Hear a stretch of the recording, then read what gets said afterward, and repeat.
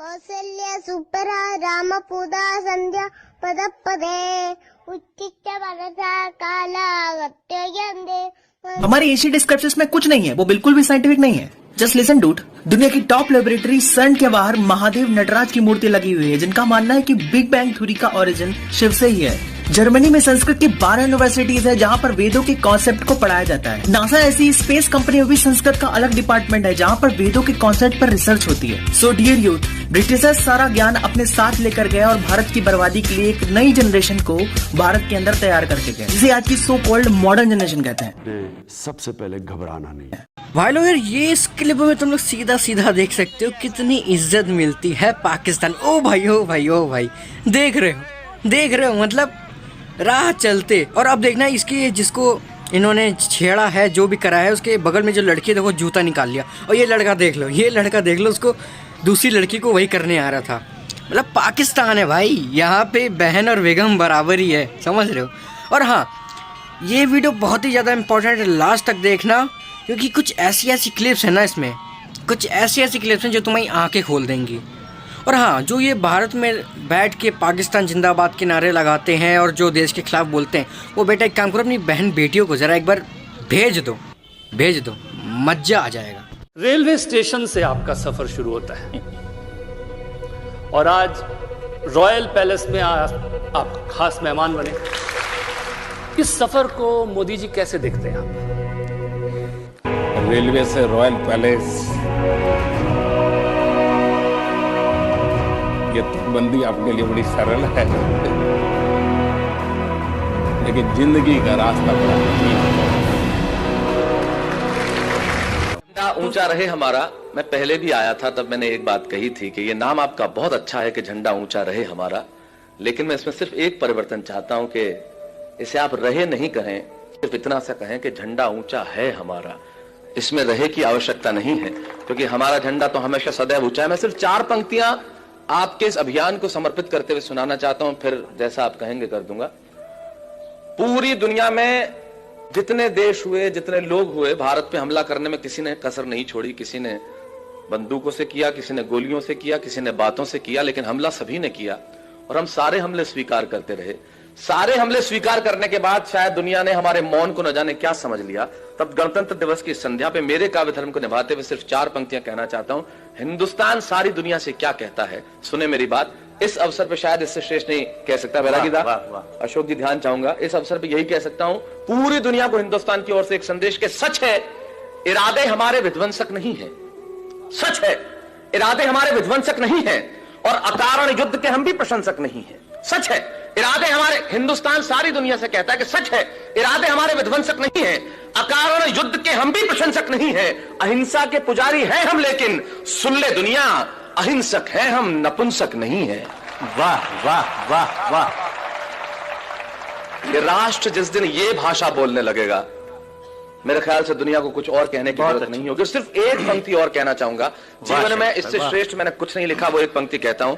ये तिरंगा जिसे लहराते हुए आज हम बहुत गर्व महसूस करते हैं, जिसके नीचे खड़े होकर जनगण। मैं अभी पिछले दिनों सेल्युलर जेल देख के आया। यकीन मानिए, उन लोगों ने भारत की आजादी के कुछ नाम हम गिन लेते हैं जिन लोगों ने प्राण दिए, ऐसे बहुत सारे नाम हैं जिन्हें हम जानते नहीं हैं, लेकिन अगर उन्होंने प्राण नहीं दिए होते तो इस तिरंगे के नीचे खड़े होकर आज हम मुस्कुरा नहीं रहे होते। उनके लिए सिर्फ एक पंक्ति कहूंगा, उससे श्रेष्ठ कह नहीं सकता। सिर्फ ये कि जिस दिन तू शहीद हुआ, न जाने किस तरह तेरी मां सोई होगी। जिस दिन तू शहीद हुआ, न जाने किस तरह तेरी मां सोई होगी। मैं तो बस इतना जानूं, वो गोली भी तेरे सीने में उतरने से पहले रोई होगी। वाह वाह वाह वाह वाह वाह वाह, बढ़िया भाई। मित्रों, यह औपचारिकता नहीं थी, इस राष्ट्र के लिए ऐसा सोचना बड़ा आवश्यक है और सचमुच इस तरह के आयोजन की आवश्यकता है। संजय जी, मैं बधाई देना चाहता हूं, चारों तरफ तिरंगे लहरा रहे हैं, आप 5000 मोमबत्तियां लगाएंगे, झंडा ऊंचा रहे हमारा। मुझे आज कोई पूछ रहा था, आप इस कार्यक्रम में जा रहे हैं, इस देश में आजादी के बाद इस तरह के कार्यक्रमों की आवश्यकता क्यों है? तब मुझे लगता है इन कविताओं की और ऐसे कार्यक्रमों की आवश्यकता सबसे ज्यादा है, क्योंकि जिस देश में रविन्द्रनाथ टैगोर के जय है जय है जय है से ज्यादा AR रहमान का जय हो बजने लगे, जिस देश में एक सुपरस्टार के कंधे का ऑपरेशन इतना महत्वपूर्ण हो जाए कि सारा का सारा मीडिया उसके दरवाजा के खड़ा रहे, लेकिन जिस तुकाराम ने बंदूक की नाल पकड़ के एक कसाब को जिंदा पकड़ लिया, उसके परिवार का हाल कोई नहीं पूछे, जिस देश में एक शाहरुख खान को अमेरिका के एयरपोर्ट पे रोक दिया जाता है तो उस देश के मंत्री पे बयान निकल आते हैं, लेकिन वो कलाम साहब जिनकी जुल्फ के एक झटके से परमाणु बन गया, उन्हें दिल्ली के एयरपोर्ट पे एक एयरलाइन ने रोका और उस देश के किसी मंत्री के कान पे जू नहीं रहेंगी। तब इस देश में ऐसी कविताओं की आवश्यकता है और ऐसे आयोजनों की आवश्यकता है। कमाल का देश है साहब। पिज्जा इस देश में 30 मिनट में घर पे आता है, 30 मिनट में नहीं आया तो पैसे वापस कर देते हैं। आप पुलिस वालों को बुला के देखिए। ये वो देश है जहां पे 8% में आपको कार का लोन मिलता है और 12% एजुकेशन लोन के देने पड़ते हैं। वाह वाह वाह वाह, बढ़िया बढ़िया। तब उस देश में इस तरह के आयोजन की आवश्यकता है जो आपने जुटाया है, तब इन कविताओं की जरूरत है। लेकिन बात तो वही है मित्रों, जैसा हम सब चाहते हैं, हर आदमी चाहता है कि मुझे, मेरे एक मित्र हैं संजय, उनकी बहुत बढ़िया पंक्तियां याद आती है इस अवसर पे। उन्होंने बहुत अच्छा कहा है कि कभी सलमान के बालों तो कभी कैटरीना के गालों पे मर गए। आज इस अवसर पे इससे बढ़िया पंक्तियां मुझे याद नहीं आती।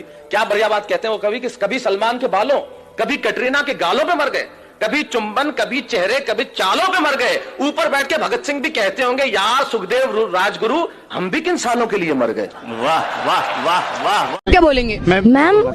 जब हमारे फौजी मरे थे मैम, पूरे इंडिया ने शौक मनाया था, लेकिन किसी के मन में ये बात नहीं आई कि दुश्मनों में इतनी हिम्मत नहीं है और औकात नहीं है कि हमारे फौजियों पे हमला कर सके। मैम ये अपनों की गद्दारी है। अपनों की गद्दारी। तो आप किसको प्रधानमंत्री के रूप में देखना चाहेंगे? मैम मोदी को, क्योंकि मैम राहुल गांधी तो मैम एक पांडु जैसा है। पांडु जैसे? राहुल गांधी को क्यों? तो राहुल गांधी को क्या बोलेंगे? राहुल गांधी को कैसे सिखाएंगे आप? उन्होंने बोला कि कोई मरा नहीं है, उन्हें अरेस्ट के सबूत चाहिए, तो कैसे सबूत दिला सकते हैं? क्या विश्वास दिलाएंगे राहुल गांधी को आप? मैम वो इतने बड़े पागल है, उनको कितना भी कोई समझाओ वो नहीं समझेंगे। तो आप उनको सीखने के लिए क्या कहेंगे? कैसे सिखाएंगे आप उसको? मैम उनके आगे बोलना मतलब भैंस के आगे बीन बजाना। उनके आगे बोलना मतलब भैंस के आगे बीन बजाना। एक सोशल मीडिया पे सवाल आया था कि आप राहुल गांधी के भी भक्त बन जाएंगे? एक मिनट। ओम नमः शिवाय, ओम नमः शिवाय, ओम नमः शिवाय।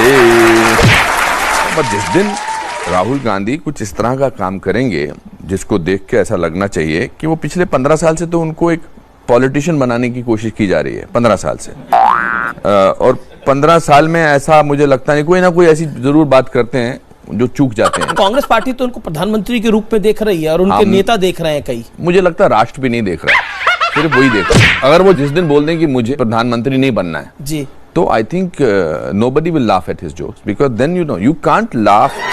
नहीं, तब कोई नहीं हंसेंगे। तो राहुल गांधी में आपको नेता क्यों नहीं नजर आता? राहुल गांधी जी को खुद में नेता नजर नहीं आता है। सीरियसली, आप मुझे बताइए, आप